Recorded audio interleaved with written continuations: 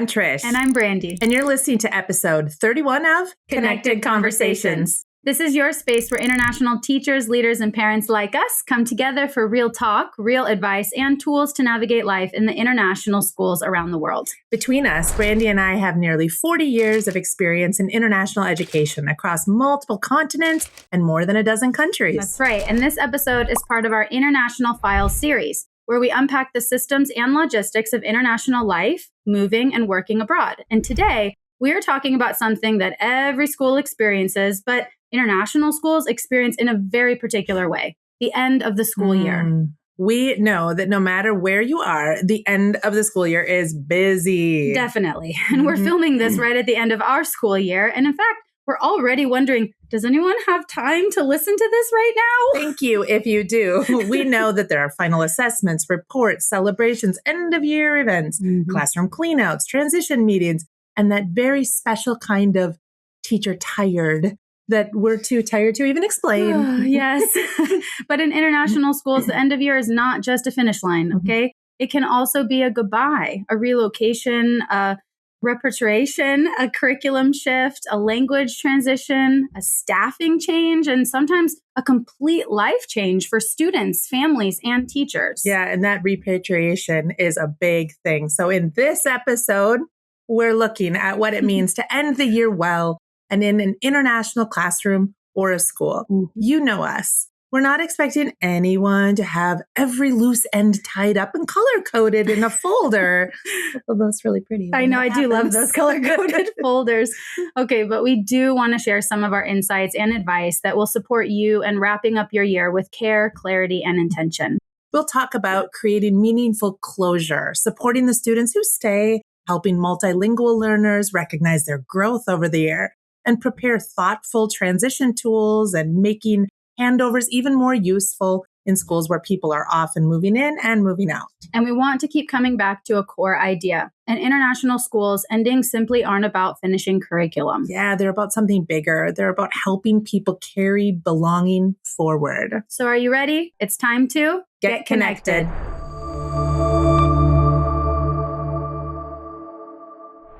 So let's start with the obvious. Every school has an end of the year. Wait, what? It does? Obviously. I felt like this year's going to go on forever. Oh, it kind of maybe will. Okay. No kidding. I'm sure. But I'm sure plenty of you out there have been thinking the same thing like Brandy. You know, every teacher knows the feeling of trying to keep all those routines alive while the calendar is packed with events, schedules, reports, performances, assessments, meeting, and children who can absolutely smell summer in the air. Oh, yes. Those children have a magical sense of the end is near. The energy in that last month changes. Yeah. The volume changes. Oh, the emotional regulation changes. And the number of random items appearing on your desk somehow triples. Yeah, that lonely sock and a water bottle with no owner. Okay, despite a name being on it. I know. For some reason. 3 broken pencils and a permission slip from 6 weeks ago. Or maybe an extra, I love you, Miss Brandy, little cards. I don't know if you're in the early years, early primary, but in an international school, there's often another layer underneath all of those things. The end of the year may mean that some students are leaving the country. Yeah. Some families are moving to another posting. Some children are going back to a passport country that may or may not feel like home now. Yeah, that's so true. And we've got to also include that some teachers are finishing their contracts. Right. Some are packing up their apartments, managing their visas for the next place. They're closing bank accounts, arranging shipping of their things, preparing for their new jobs and finishing up this one, and even trying to help their own children say goodbye. Exactly. Or the other side is that some families are staying, but their child's best friend is leaving, or their favorite teacher is leaving, or the whole friendship group is shifting again. Yeah, and that's the part that makes this different from a typical state school setting. It's not that state schools don't have these goodbyes or transitions. Obviously, they do. But in international schools, mobility is built into the rhythm of the community. Yes, and that means that the end of the year carries a completely different emotional weight. It's not only see you after summer. Yeah. Sometimes it's, I don't know when I'm going to see you again. Oh my God, it sounds so sad when you say it that way, Even when everyone is excited about what comes next, there can be sadness, uncertainty, and a sense of loss. And one thing we really want to avoid is treating the end of the year as only a checklist, although we're all secretly admitting that we're excited to finish that checklist.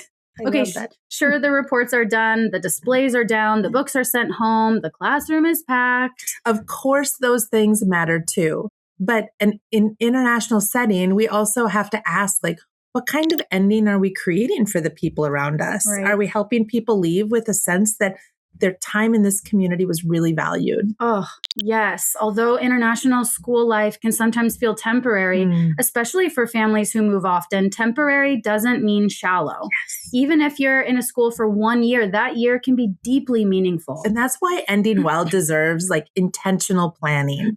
So the starting point for this episode is this. In international schools, the end of year is not just the end of a grade level. It's often a transition between schools, countries, languages, friendships, identities, and communities. And when we see it that way, we plan it differently. Yes. Okay, let's talk about creating meaningful closure now. This phrase reminds us that leaving is not only logistical, it's emotional. And for children, meaningful closure doesn't mean leaving happily every second of the day. Yes. In the past, I've been really quick to say, but you must be so excited, or what an amazing adventure you're about to have, or you're so lucky to have friends all over the world. But all those things might be true, Okay. but they might not be the whole truth. Yeah, exactly. A child can be excited for their next country and also devastated to leave behind their best friend. A teacher can be ready for a new opportunity and still feel emotional about closing a chapter. A parent can know the move is right for the family and still feel overwhelmed by everything their child has to leave behind. Absolutely. And this is where the phrase, both things can be true, is really, really helpful. Okay. I can be excited and sad simultaneously. I can be grateful and frustrated at the same time. So in these international settings, we need to add another layer to this.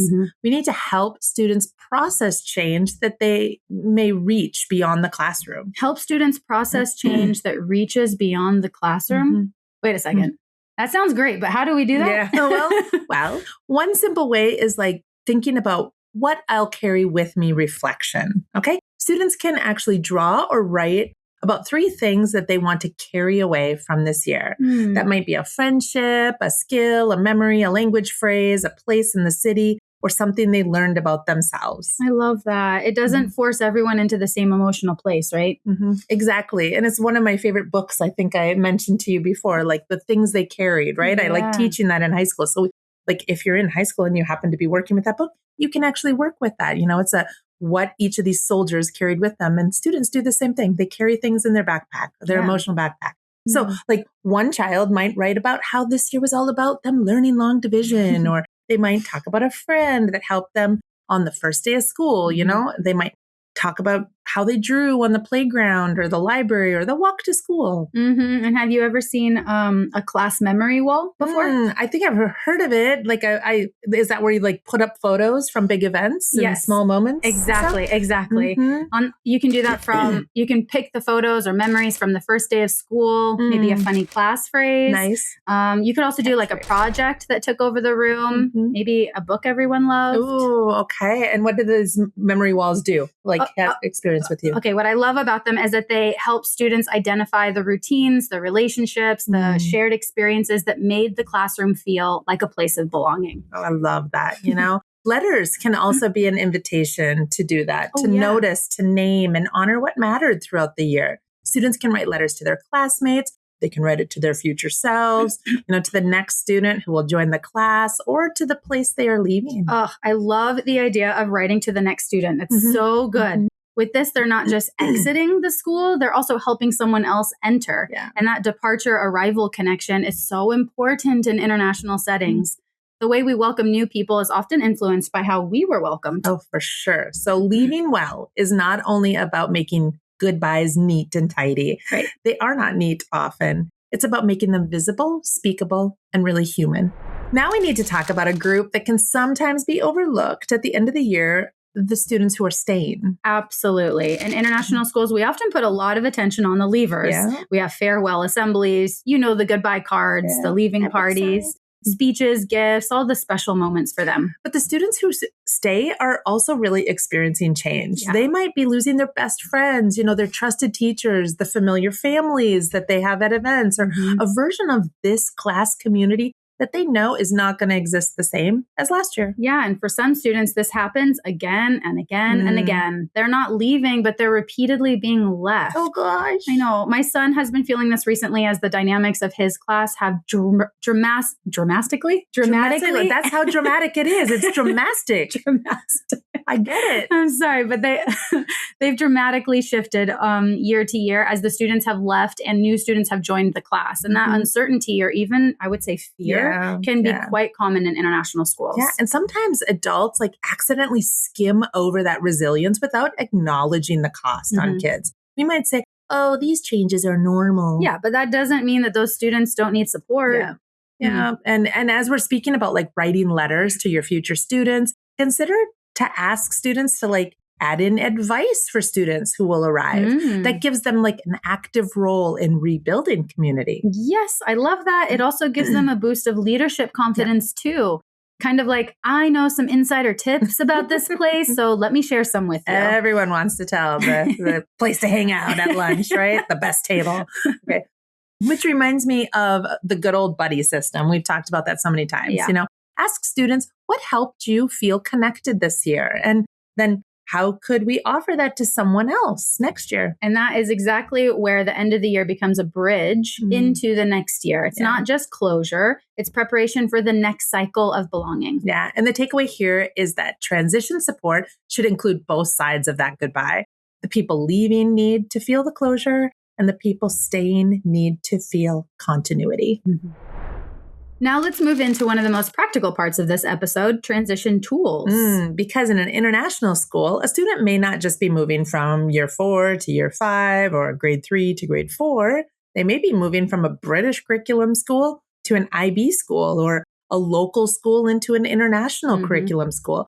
So or maybe even one language environment into another, or from a small school to a larger school. There's so many transitions. And this is why transition documentation definitely matters. Not because we want to create more paperwork. No, don't say the P word, Brandy. I'm sorry.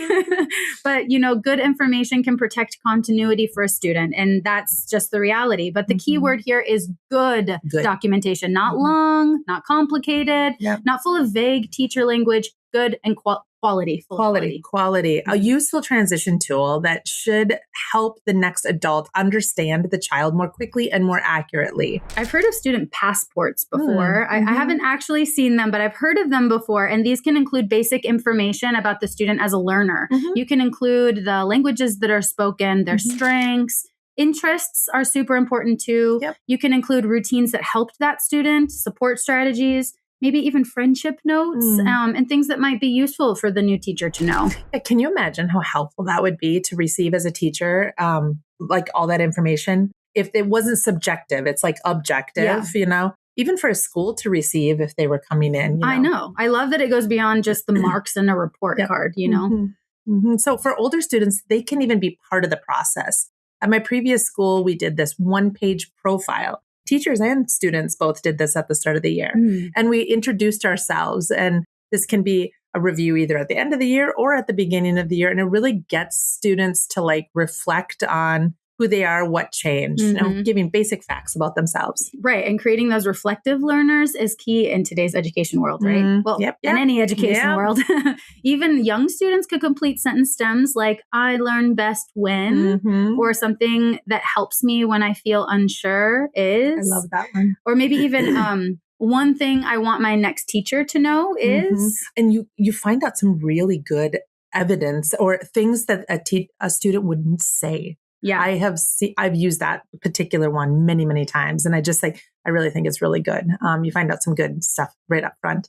And another language tool or another tool is the language profile. This is especially important in international schools because a student's language story can be so complex. They may use one language at home. They might use another language socially, another academically, and another in the wider community. Yeah. And as we've mentioned before, we need to move beyond reducing a student's current language ability to simple labels like low English or EAL student. Oh my gosh, yes, that is so true. I've seen that so many times, and it's really sad. In a language profile, you could write things that are more clear, like uses English confidently in social situations and is continuing to build academic vocabulary in science and humanities. Yep.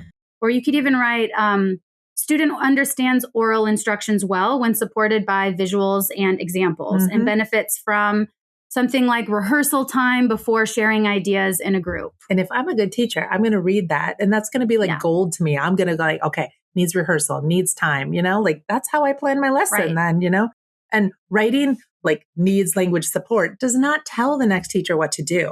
Those notes help describe how the student accesses learning, participates well, and feels secure. And that's the difference. A strong transition tool doesn't say, here is what is wrong. It says, here is how the student learns, connects, communicates, and settles. So for students changing curricula, teachers can also include a short curriculum note, not a full report. We're not asking for that, but a clear summary of what had been covered and what may need revisiting, especially when students move between international systems. And for parents, this kind of clarity can absolutely reduce anxiety. It helps them understand that transition support is not about panicking that their child has a huge gap in their learning now. It's just about information. And in international schools, that is not a small thing. No. When students are moving across countries, languages, curricula, any useful information can really help make the next beginning feel less overwhelming. So let's stay with multilingual learners for a moment here, because this is another area where the end of the year can really look different in international schools. Yes, multilingual learners may have made huge progress across the year, but not all of that progress shows up neatly in the final assessments, right? On those report card grades or standardized measures. Yeah, a student might still be developing written accuracy in English, but now maybe joining group work, initiating friendships, understanding routines, asking for clarification, following class discussions, or taking risks with new vocabulary. And success. Yes, and all of that is huge progress. And I would say that definitely deserves celebrating and sharing. Yeah, and the most important growth is not just can the student produce sentences correctly, perfectly. It's more like, does the student now see themselves as someone who can participate? Oh, I love that. Confidence, it's not a soft extra. It's part of access. Make sure to listen to our episodes 24, 25, 26, and 27, where we deep dive into EAL learner topics.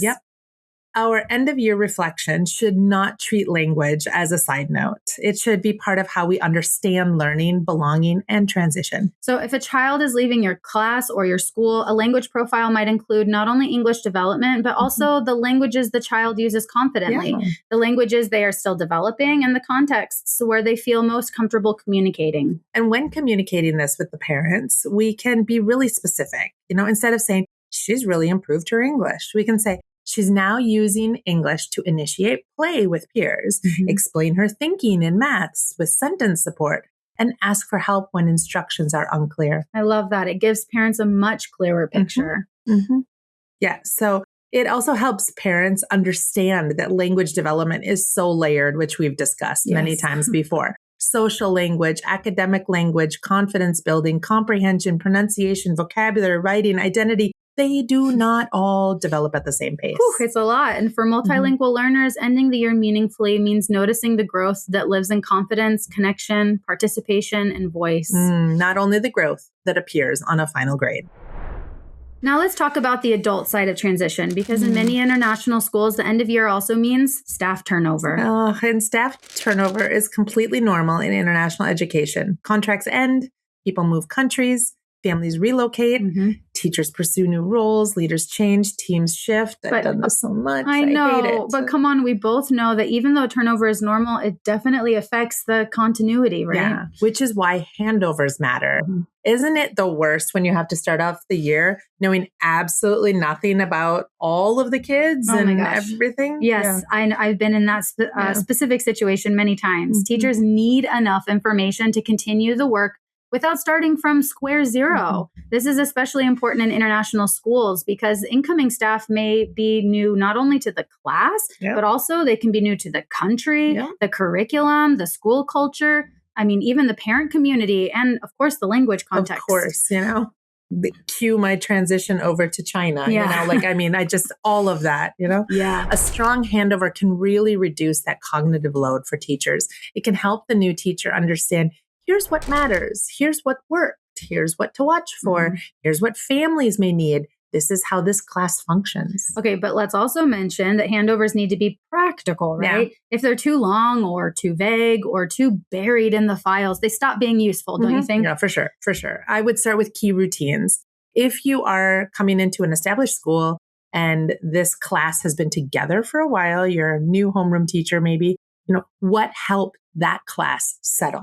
What are the non-negotiables for this group? What routines took time to establish and are now set? What language or visuals did the students really respond to well? Ooh, that's a good one. You report something like, students settled quickly when the morning task was displayed before arrival, and the first 5 minutes were predictable. Yeah. Ooh. And then you can also mention the learning strengths. What did the class enjoy? Where did they show strong understanding? What kinds of tasks brought out good thinking? I'm just thinking about how long it takes you without those notes to figure out that stuff in your classroom. Weeks. Weeks to a month, Seriously. And I mean, so you're really helping the next person, Don't forget about the language needs too. Of course. Are there students who really need visual support? Students who understand more than they express?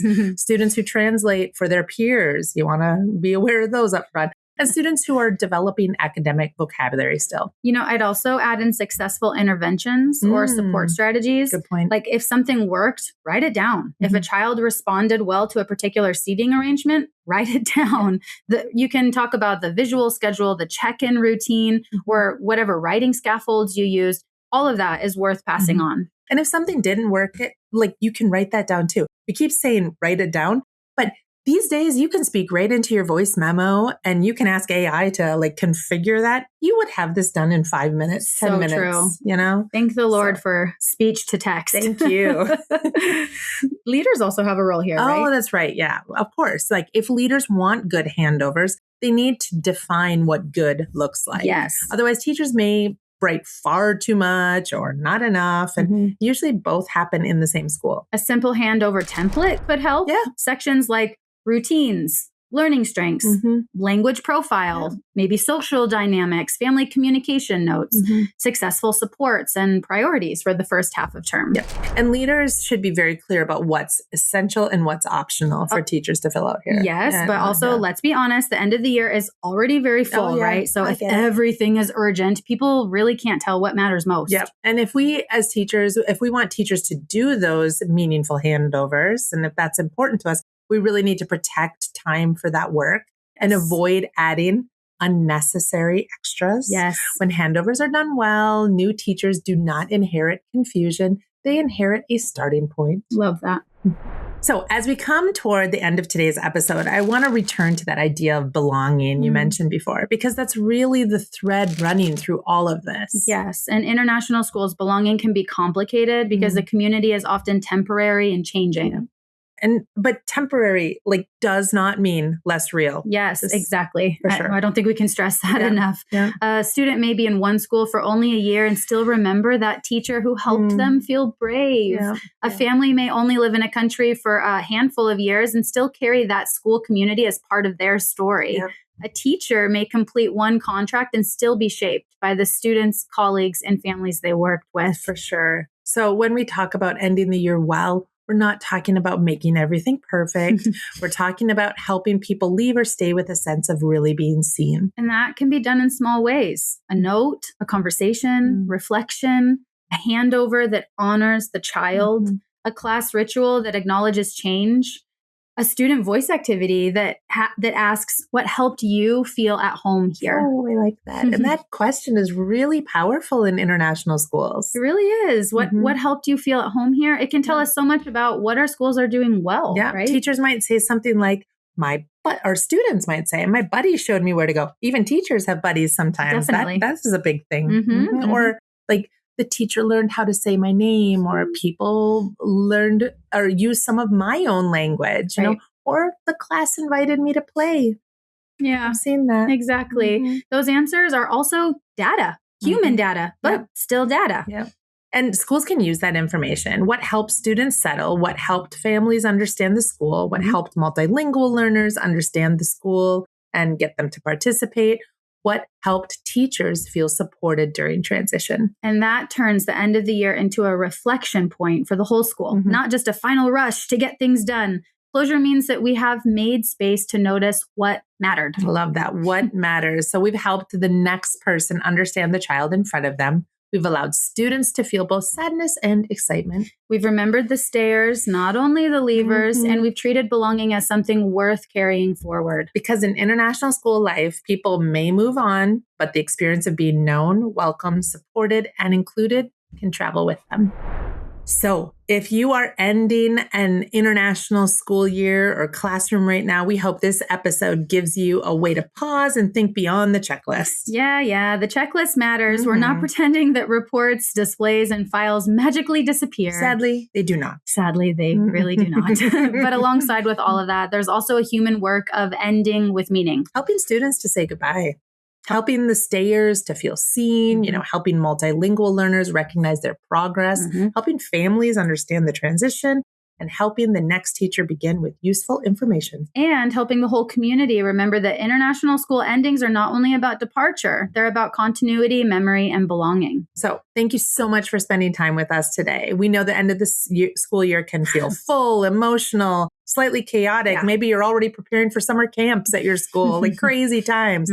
So we are genuinely glad you chose to spend part of it here. Definitely. And when you have some time, hop over to connectedglobal.org where you can find resources, downloads, guides, checklists, extra tools, and templates designed to support you, international educators, school leaders, and families navigating abroad in school life. Yeah, you can also join our newsletter for quarterly insights into international education with practical ideas, resources, and reflections for teachers, leaders, and families abroad. And as always, we would love to hear from you. Comment with the topics, stories, or struggles that you want us to talk about next. Yeah, and so if this episode was useful to you, please subscribe, share it with someone in your international school community or your circle, and leave us a review. It really helps more educators and families find the show. So, until next time. May your goodbyes be meaningful. Your transitions be steady. And your sense of belonging be long-lasting and international. This is our photo. Hey, it was your fault too. Okay. What's this episode about? I don't know. It was so fun. This is wrapping up the year. I know. I feel like we're going to lose our banter now. I know. So things red, which means the mic is on. We are. Tell us next time.